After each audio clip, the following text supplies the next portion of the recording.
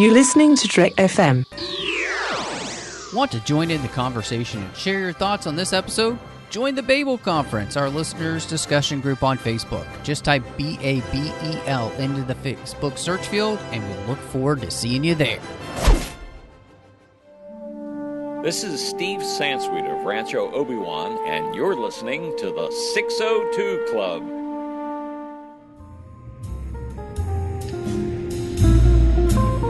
There was a little bar in Mill Valley where all the Starfleet trainees used to go. The 602 Club. You know it. I was there more times than I can remember.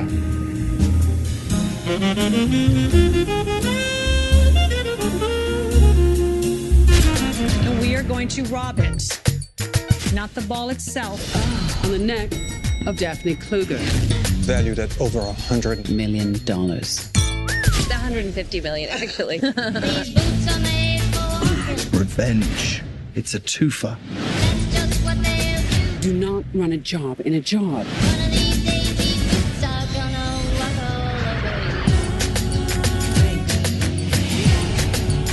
Taylor Swift? Can't we just go to this? Do we have to steal stuff? Yes.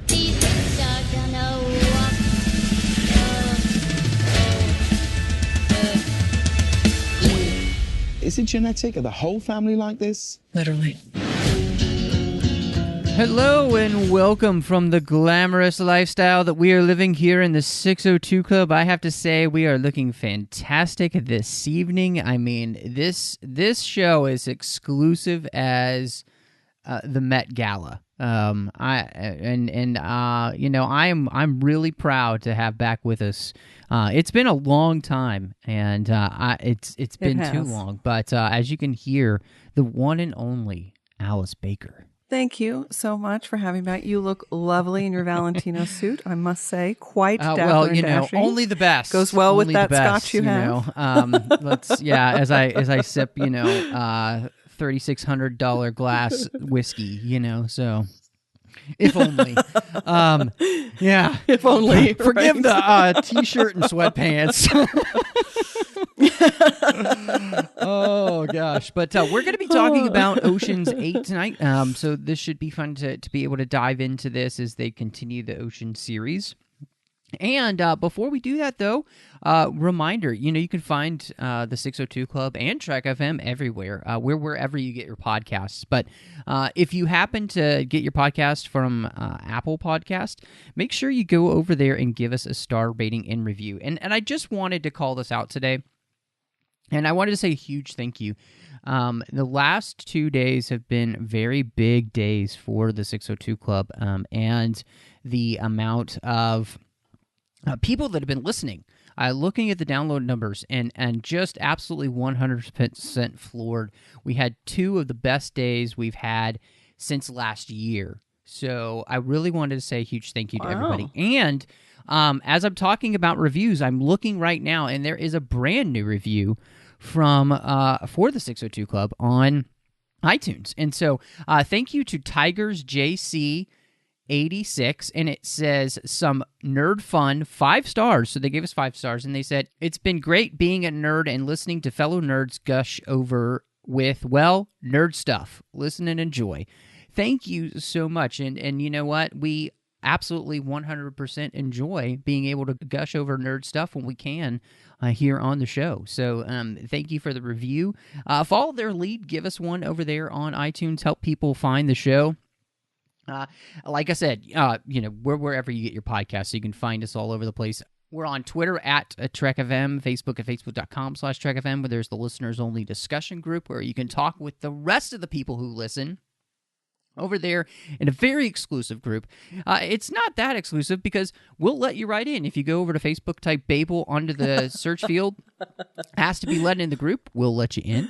And then, too, if you are over on the website at trek.fm and maybe you're perusing the show pages and you see the little discussion button there, click that, and that can get you the group as well. Trek.fm is a great place to visit. You can see all the shows that we do here in the network. We have way too many for me to even name. But we have some great shows, so check that out. And while you're over there, if you decided, hey, I'd love to send them a email on what they were talking about, I love getting emails on the show. In fact, Alice has actually written us some emails. She's actually sent us some voicemails. And so, yeah, which is awesome. So go over there, trek.fm/contact, choose a show, choose the 602 Club, and that will give you the opportunity to send me an email as well as any of the hosts that are on that week. Since we have a rotating, wonderful band, I just like to think of it as my posse. And I'm not really the leader. I just get to wrangle all these awesome people. It's kind of like herding cats, honestly.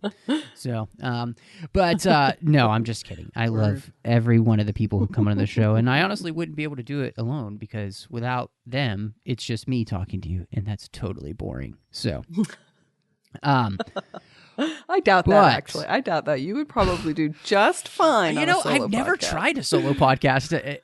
I could probably do it, but it would take a lot of editing to make me actually sound smart. So, coming into this one, we've never done a Ocean's film here. And so I was just kind of wondering, I feel like it's always smart to, when you come into a series and they've already done a bunch of movies, and we've never talked about them on the show before, to kind of see where we were. And I'm kind of wondering for you, with the 3 Ocean's films that they did before this one, what is your Ocean's history, Alice? I believe it's funny because just as you started to say that, I was like, oh, wait, I have to remember what my history is. Well, I love a good heist film. And so when the first one came out, I definitely flocked to the theater, and it's a great, funny heist film. I remember enjoying it quite a bit and was on board for Ocean's 12 and went and saw that one. I tend to have a habit of the first one of anything I like the best, and then it's usually downhill from there. And it's no difference with the Ocean's films.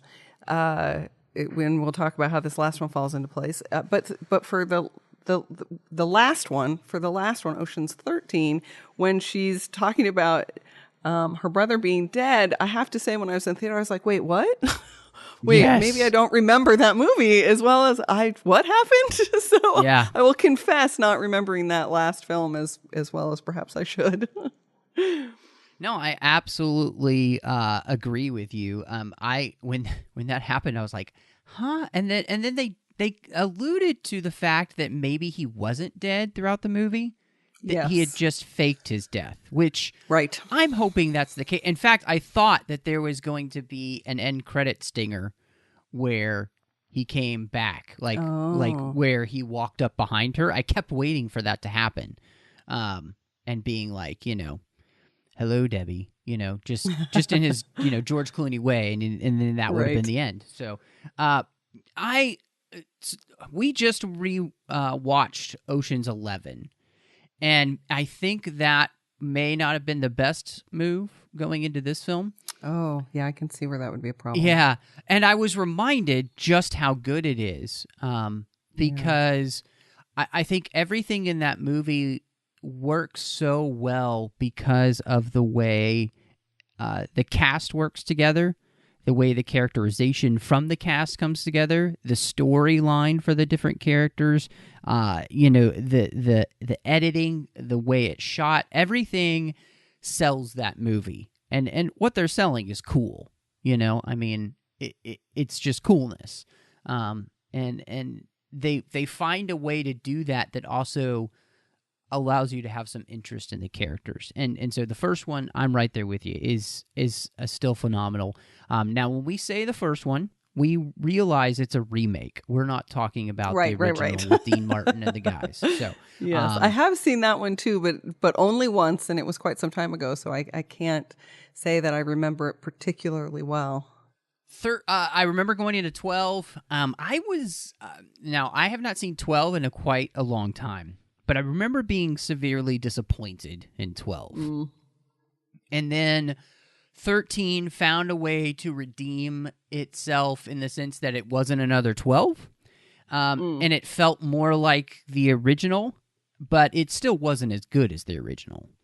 And so I'm with you with this, that so far, this is a series that I feel like the first one was really the best one, and none of the others were completely able to recapture the magic.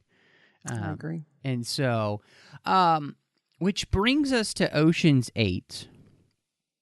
And I'm wondering what your just kind of general thoughts were just as the movie ended. What was your feeling as you came out of this one? I went with a girlfriend, so we had a sort of a girls' night out, and I remember coming out of the theater being like, I didn't hate that. I didn't hate it, which is the thing that I say about movies a lot these days, because there were definitely things that I liked about it and enjoyed, especially as somebody who has loved fashion since being a very young girl. But there were also issues with it. And my overarching problem that I had with it, I came out of it going like, why did they have to make it so similar to the first one? Yes. I feel like if you're going to try and continue to keep a franchise alive, I realize with some franchises it doesn't work, although they did it with James Bond, right? I'm like getting ahead of myself. What I was going to say is you need to find a way to have it still relate to the first bunch of films in the series, but be different and exciting enough in its own way that it keeps your interest. But then having said that, I thought, but there are plenty of series where they just use the same old formula over and over and over again, and it works just fine. But that was really my overarching thought was like, why did they make it so similar to the first one? I like what you're saying here because I went with my wife. We went on Sunday. She was working late all throughout the end of the week, so we weren't able to go to a Thursday night like we normally would. And I turned to her and I said, "What'd you think?" And she goes, "Eh." And I was left with that feeling too that there was. And as we started dissecting it together, as we often do, and especially when we don't like a movie or we're just kind of left with a feeling, we try to figure out what it is. And we really came down to what you were saying, where it felt so similar to the first movie, but then it wasn't able to capture the magic through either the character storylines but also the heist itself. Like, I wonder what you think about this, because the heist itself, honestly, to me, felt too easy. Especially compared to the first movie. Like, when they do those reveals, and they show you how everything actually went down, and it kind of blows your mind. Like, I didn't have that feeling here. I felt like, this was just really easy. Because then when they do the big reveal, it was like, they just store more jewels, like, okay. Oh, so that's what I was going to ask you. Are you talking about the complexity and the difficulty of the first heist? Or really the real heist? Yeah, kind of. But I mean, I feel like it all together still didn't add up to something that ever really felt like they were in danger. So that I wasn't ever on the edge of my seat in the way that I feel like, the first one gives you some moments where you're like, oh, this is about to go really south, I can see what you're saying. I feel like in some ways for this film, which I don't feel you can step away from the fact that it's it's eight women plus a dude that you don't learn about until later. The token dude, the token dude who comes in later. At least he's not a token white dude. That in the first one, there's still all of the. It's still very masculine in its presentation, right? There are guys with guns and people are coming in, and it's, at the very end. Not the build-up, certainly, which is all fun and games and very clever. But at the end, they're still being stormed by FBI agents, and it's very big in some way. And this film just doesn't have that. I agree with you there. So the tension that they're trying to create with the storyline, I agree with you 100%, falls flat of that if that's what you were looking for. But again, I feel like I could never figure out when I was struggling. I'm like, if the other films hadn't existed before this one, would I be truly having this reaction or not? Or am I only having this reaction because I can't help but compare it to the other films? So I struggled with that. And I really like that question because I feel like that's their fault, not yours.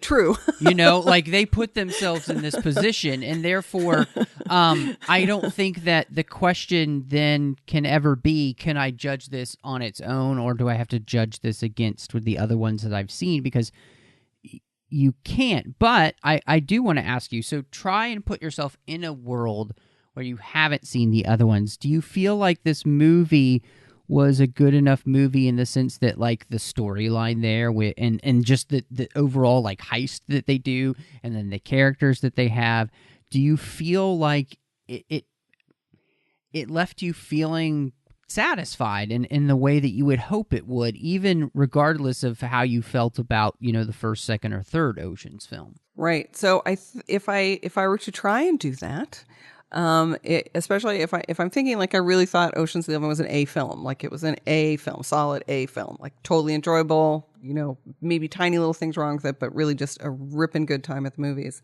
And the Ocean's 8 that lives in that world is really just a C, maybe even a C- in places. Right. If Ocean's 11 didn't list, for me, this would probably be more like a B film. Because I think in the world where Ocean's 8 lives on its own, I would really give it a B, primarily because it's about other things that I like to geek out about, because I'm a big fashion geek. So, right. Seeing all the fashion, seeing Anna Wintour, seeing Zach Posen, the whole joke about the Toussaint jewels and Cartier, all of that kind of stuff I get because I'm a huge fashion nerd. And I think I would have enjoyed those elements more if I hadn't been so caught up with trying to be like, but why? Why? They're having exactly the same conversation. Why did they make that choice? Well, and as you're saying that, I'm also thinking that you're also going to very secondary parts of any film to say that it would be a B, but it's only a B because you liked these, parts of the film that aren't supposed to be the strongest part, right? They're supposed to be the icing on the cake, not the meat of the story. Oh, I see what you're saying. Sure. I would qualify that because although I don't feel like the way they presented the heist was as exciting as they did in the first film, I didn't find it that clunky. I would say there were definitely some pacing issues in the presentation. But other than that, I really was okay with it, especially if I'm not comparing it to anything else. Yeah. I would say. Yeah, I was putting myself in that place and trying to and thinking through it.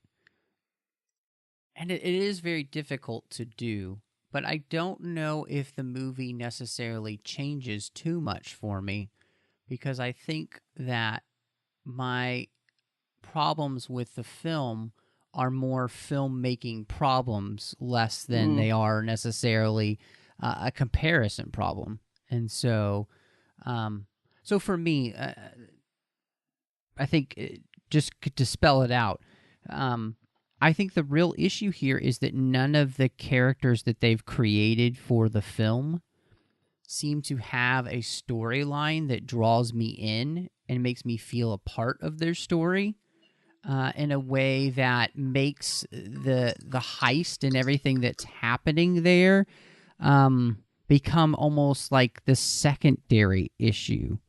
Because I felt like the storytelling plot elements, like I'm not connecting with Sandra Bullock's character or Cate Blanchett's character or any of them really, because I don't feel like they're really given a lot of differentiation to stand apart from each other either.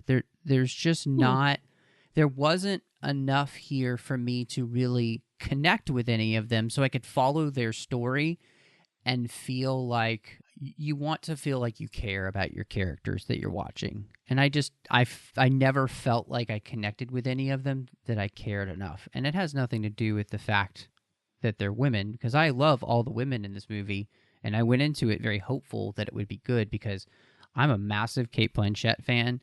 I've loved Sandra Bullock since While You Were Sleeping. I've loved Anne Hathaway since The Princess Diaries. These are people that have been falling for the.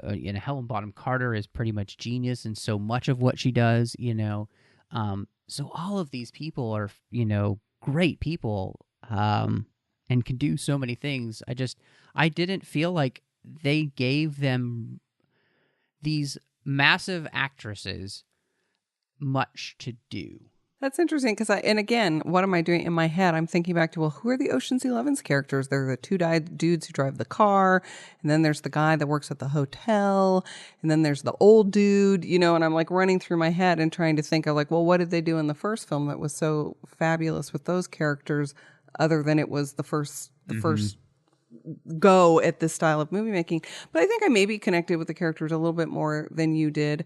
I liked the friendship, very close friendship partnership between Kate Blanchett and Sandra Bullock's character. I wished, then the downside of that is I wish they would have spent more time showing us, and I do believe they actually filmed it, so maybe it'll be extras on a DVD release, their backstory back when they're hustling and they're doing the bingo. Show me more of that than the cheesy scene of them out by the water where they repeat, and it felt like almost exactly the same dialogue where Kate Blanchett's character is like, is this a double thing and you can't go after the guy? I swear it was like practically the same dialogue. I just wish they would have made a different choice there. But I love Awkwafina. I loved her character. I loved that Rihanna, basically was dressed in Army Navy clothes the whole time.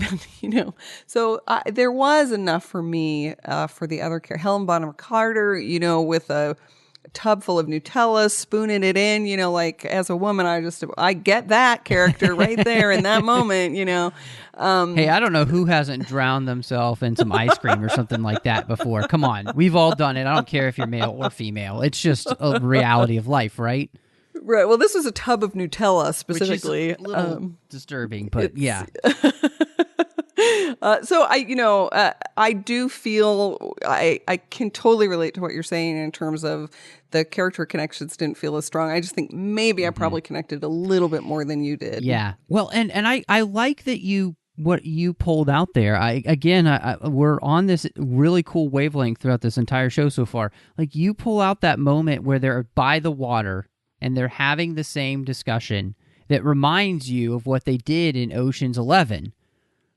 But it was so much better, I feel like, in Ocean's 11 because 1,000 times because better. They made you and here's where it comes in where I do feel like we start with just we're going to compare now.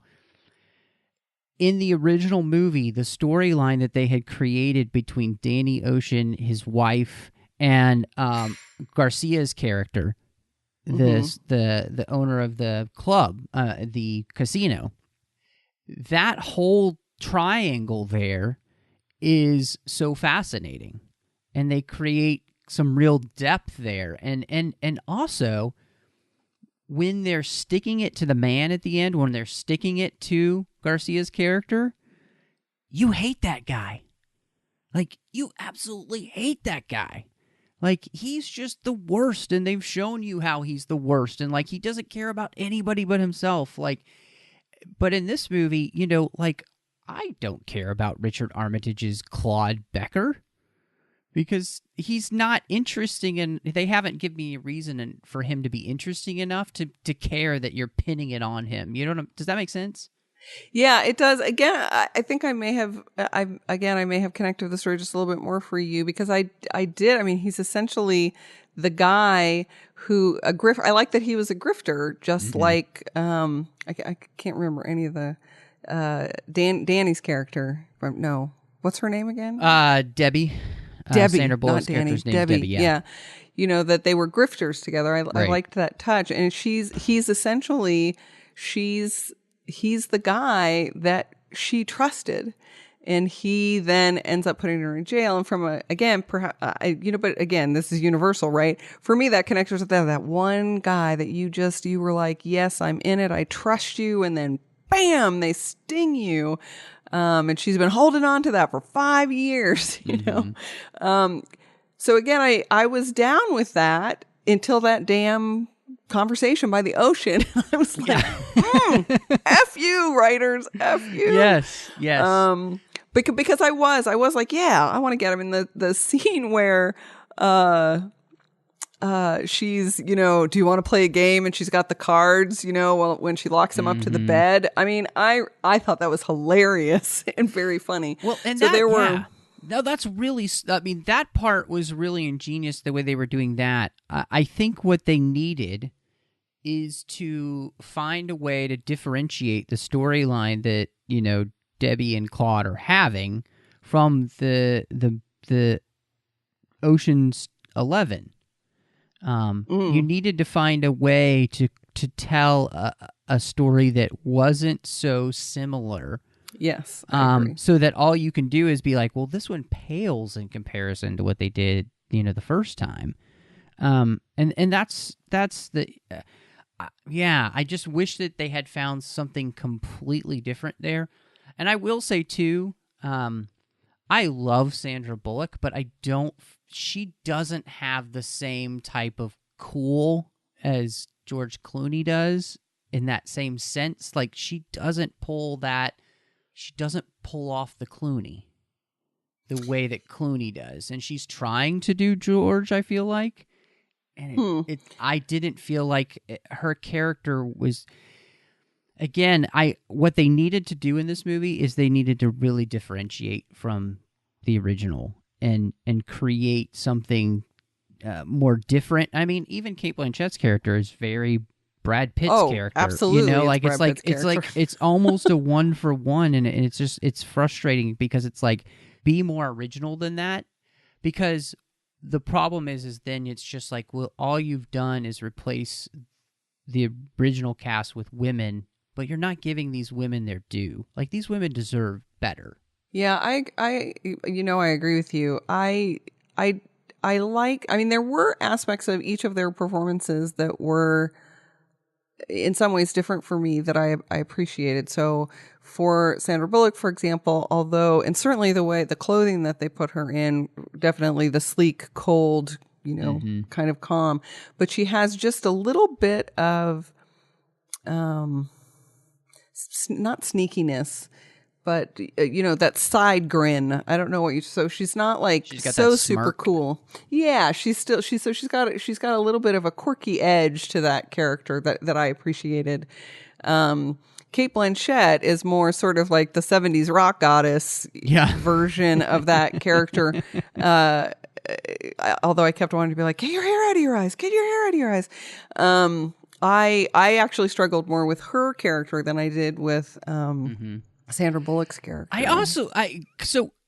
My wife and I were thinking about this because my wife was the one who called out. She's like, I just feel like Sandra Bullock just was a little miscast, and I asked her, what if they had switched those characters, so that Cate Blanchett was, the Ocean, and Sandra Bullock was basically the Brad Pitt, and I feel like that they might have gotten something better in that. Interesting. I don't know. What do you think? I mean, I think both of them are talented enough actresses that they would have found something interesting in the subtext to pull into those performances. Stupidly, I'm just struggling with the blonde brunette issue. Yeah, but of course that's easily even though solved. They gave Sandra Bullock blonde hair halfway through the movie. Exactly right. Yeah. I mean, that's ridiculous. But yeah, I think that would be an interesting choice. Also, the one character that I thought was wonderfully quirky, and I just wish that they had just given her more to do. Sarah Paulson's character being the mother who is good at hijacking shipments of trucks, and that's just funny. Like she's like a kleptomaniac with dishwashers. So there were some fun, and even Anne Hathaway's character being this kind of like. Oh, I loved Anne Hathaway's performance. I loved it. She was so funny as this kind of like dopey actress who everybody loves, but seems a little bit ditzy, and just wants to be loved, and is lonely. And I guess I don't know. I thought she was one of the people who kind of stole some scenes when she was in them. Oh, I really felt like she was putting in a performance that was almost a characterization persona of her celebrity self, because of course people love to hate her and all of that kind of stuff. So I thought it was a very funny and nuanced performance. It was one of my favorites in the film, for sure. Yeah, she was just, I don't know. I've always enjoyed Anne Hathaway, and she can be very good at comedy as well. And so when she gets the opportunity, which she doesn't get a lot of opportunity to do comedy, she has some subtleties to her that just make her funny. And so that look at the end that when they open the refrigerator and they tell her how much money she's going to get as part of her cut, that look that she has dead face to camera is just priceless. Yes, absolutely. So we do have two gentlemen who play into the film. We have Richard Armitage and James Corden. Corden's only in the last third of the movie.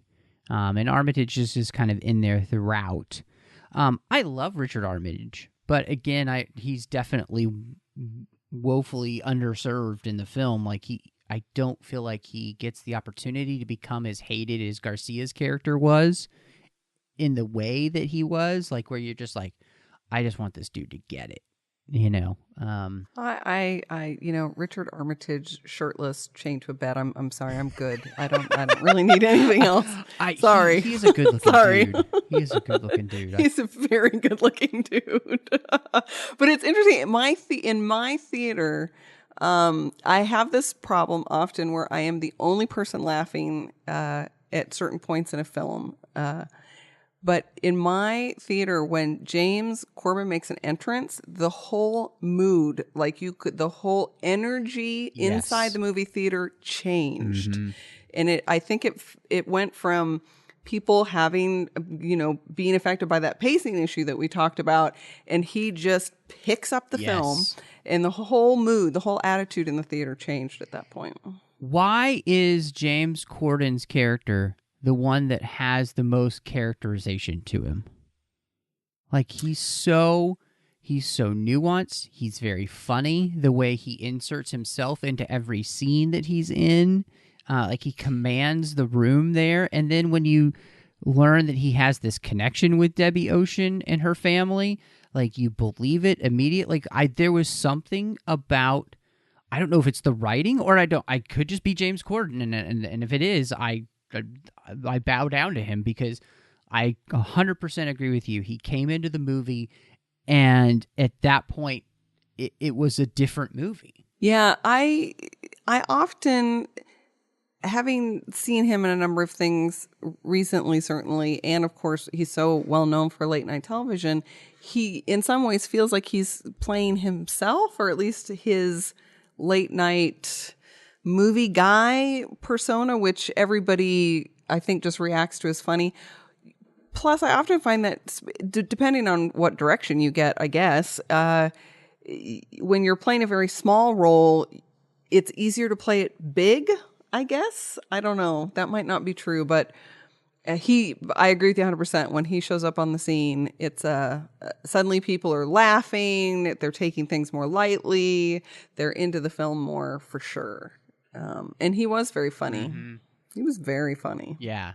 Well, and I felt like there part of this, and maybe it's because, again, it felt so similar to Ocean's 11, is that there just weren't as many places in the movie where I was giggling along with kind of what's happening. Like you were talking about in the first movie, and again, my wife and I just rewatched this, so the brothers who are the drivers, and they're the Mormon brothers, and all they do is argue the whole time, and it's James Caan's son and what's his name? One of the brothers. One of the Afflecks. Yeah, one of the Afflecks. Yeah, and their banter back and forth is just so it's just insanity and ridiculous. But again, it's like this characterization that happens, and it makes you chuckle at what they're doing on screen. Matt Damon's, kind of very nervous Linus, and his stuttering and stuff, and things like that. I don't know. And it felt odd to me that Julia Roberts' character feels like she had more to do and more meat in the first movie than any of the women do in this movie. That seemed odd to me. I don't know that I can reflect that feeling. Again, of course, now I'm racing back. I haven't seen it as recently as you have, so I'm racing back in my mind to the various scenes she's in. I mean, I don't remember the length of that film, and of course, it's a larger ensemble cast. But there were certain, if you have less people to play off of and less time to do it in. But for example, I liked Awkwafina's, Brooklyn against type, sort of rough, petite Asian lady. Poulsen, of course, I think she has some wonderful bits. I think Mandy Cowling, how do you say her last name? Mandy Cowling, yeah. There you go, thank you. She didn't have as many strong, she's got her one, big sort of scene where she wants to get out under the thumb of her mom. But I think she actually gets the least amount of character play that any of them do. But you're right. I do think it's less. I just think maybe for me it worked a little bit better. Yeah. If not, super fantastic. One of the things that I was kind of surprised by. So we talked about The Man from U.N.C.L.E. A couple years ago, which we both loved. Yes. And Daniel Pemberton did the music in that movie, which I absolutely adore too. Love, yes. And he did the soundtrack for this movie. And what I was surprised was finding out that he did do the soundtrack, because nothing in it really stood out the way it did, and I would have hoped it would have, in The Man from U.N.C.L.E., because that score is just amazing. It's so brilliant. It's so good. And I wanted to make sure that I wasn't crazy today. So I went to Spotify, listened to the album, and there were a couple of good things on it. But for the most part, I'm like, where's the wow factor here that you gave me in U.N.C.L.E.? And I feel like that might have helped a little bit. If he had been able to pull off some like really sweet riffs, in the right places and stuff, it would have elevated this movie in a really nice way. Right. Yeah, and for me, I think the thing that again, as I said early on, that bumped it up more for me is, seeing Cate Blanchett in, custom-made suits by Givenchy, and, seeing Awkwafina in Jonathan Simcoe's suits, and that shot where it's the back of Anna Wintour's iconic hair when they're going into Vogue. And, it was those sort of, Toussaint is the name of a Cartier director from the 1930s, one of the few female creative directors at Cartier. So all of those little bits about the fashion industry that I love, that for me was a treat. And so I think for me, I sort of ended up having an overall better experience because those things lifted it up for me, because I really enjoyed all of them. Yeah, and I think that's really cool that you were able to find, those little pockets of joy for the movie. And because, just like a fan of anything, because you knew more about certain things there, you were able to enjoy all the little Easter eggs they're putting in. Right. Which I totally get. I'm in the same way with anything that I am like ultra geeky about, and where, they put in, just as Solo as an example, there are some things in there that you have to be an uber Star Wars geek to get the Easter eggs of, and because I did, it elevated it even more for me. So I totally understand what you're saying, and it's nice that ended up happening for you. I guess kind of overall, was there anything else that stood out to you that you really enjoyed about the film? No, I not that we haven't already talked about it. I would say if by some, I will say though, when my friend and I tried to get seats, we went on Saturday night because we also couldn't go on Thursday. We tried 5 movie theaters before we could get tickets. That's impressive. I mean, it was like a hot ticket. Our movie theater was packed. Man, everybody in Phoenix was like, I gotta get to Ocean's 8. There's water in the title. It's freaking hot here. We have to go see this movie. There's water in the title. But for other than all of the clothing references that I already mentioned, if by some magical bullet this gets a second film, really I would like to see more of the relationship between Sandra Bullock's character and Cate Blanchett's character, because that was the one that I was really feeling like there was definitely something interesting and fun there, and I would have liked to have seen more about it. Yeah, I think I agree with that assessment too. In that sense, like I really wanted to like their relationship, and I just felt like that the writers of the film let these women down by not giving them the material they deserved for it, because it was just copying what had been done before. That's disappointing. Whereas, like we were talking about earlier, like, for me, I think one of the favorite things about the movie was I really enjoyed Anne Hathaway's character. Yeah. I thought she stole most of the movie that she was in. And I really enjoyed James Corden once he came on screen, and I felt like his interaction with all the characters really lifted the movie and made it a lot of fun. So, for you, if you were going to rate Ocean's 8, what do you think it does rate for you? I think I would probably give it like a 6-pound Cartier diamond necklace out of 10 pounds. Nice. That's a guy. Oh gosh, I just 6 pounds around your neck. I was just trying to. Can you imagine? Yeah, and them describing why it would look so good on Anne Hathaway. It was like, well, duh, yeah. Everything looks good on that woman. But aside from that, I think for me, it came out of the movie and. The feeling was that it was very mediocre in the sense of like it's like you kind of said, it's fine. And I hoped so much for more, and I really feel like expectations, man, they'll get you every time. Yeah, and they will get you every time. And part of that, it was just the expectations because of who's in the movie. Sure, these are powerhouse women that I would hope they would give awesome material to. And the main fix would have been, create a story that is unique to them. Don't build a story that feels like, well, we've seen that before. So you've already putting them at a disadvantage. There should be no disadvantage for these women. You should be able to write an incredible story for them.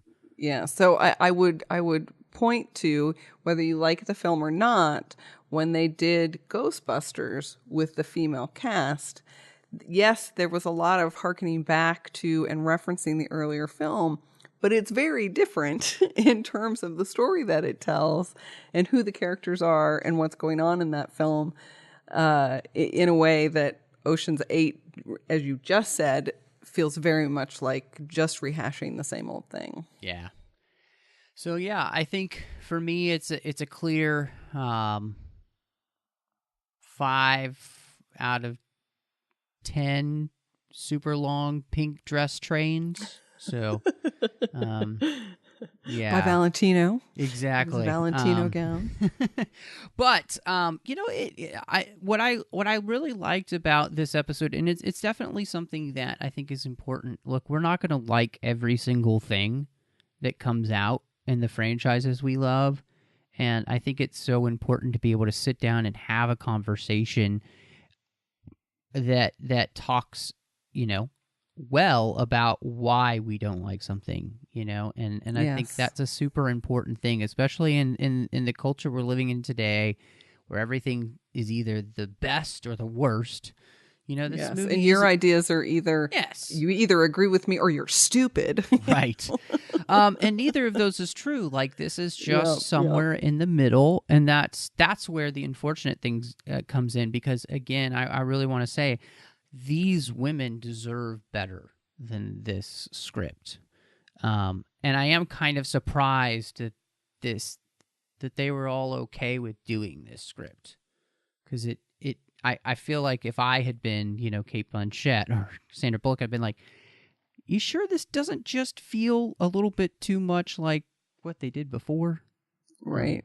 So Don't you mind when that happens? I always wonder what's on the cutting room floor. What's on the cutting room floor? Is there a director's cut of this that is more interesting that just didn't the studio didn't let get out the gate? Yeah, no, that would be This is if there was a director's cut, I would definitely be interested in seeing that, especially if they had some character moments that would really build in that, so that when we were at all of these important quote-unquote moments that we're supposed to really be pulling for them, because I was connected with them. So, but yeah, super fun to get it to talk about, and so glad to have gotten Alice back on the show. She has been so busy jet setting around the United States with her job, and so it's great to have had her back. But I really want to say a huge thank you to Ken Tripp and Davis Grayson. They've been supporting the 602 Club for a very long time through Patreon, and really appreciate their support, but I also appreciate the fact that they support the entire network through Patreon. Now, they understand that this is a massive network, and there's no way that we can do this on our own. And so really encourage you to go to patreon.com/TrekFM and see how you can be part of the team to make sure all of the shows keep coming to you. Every little bit helps a month. We do have some different contribution levels where you can give it a certain level, and then you get certain perks that come with that. So again, it's over at patreon.com/TrekFM. Now, Alice, if anybody wants to geek out with you about high fashion and the fashion world, which you are so much more attuned to than I am, where can people find you? I am Twitter at ALCBKR, Instagram ALCBKR66, and those really are the two social media places where I've been hanging out, although I always check in on the Babel Conference to see what people are saying, because it's a really good, intelligent, kind, generally group of people who, if you want to have some really good, meaningful conversations about geekdom, it's a really good group to hang out with. So I definitely encourage you to check that out. Definitely think you should. And you can hit me up on Twitter at MattRushing02. You can also find me on Instagram under the same name. I'm here on the network doing The Orb with Chris Jones. I am also over on the Nerd Party Network talking about Star Wars with John Mills over on Aggressive Negotiations, which is just a bundle of Star Wars joy every week as we pick out something that we've been thinking about in the Star Wars universe. And yeah, it's a blast. So check that out. You can also find me on Owlpost with Drea Kaufman as we talk all about Harry Potter, one chapter at a time. And then, of course, you can find me, last but not least, over on Cinema Stories with my friend Courtney as we talk about films through the lens of faith. And you can find any of those shows wherever you get your podcasts. But thank you so much for listening. And y'all come back now, you hear? Start walking.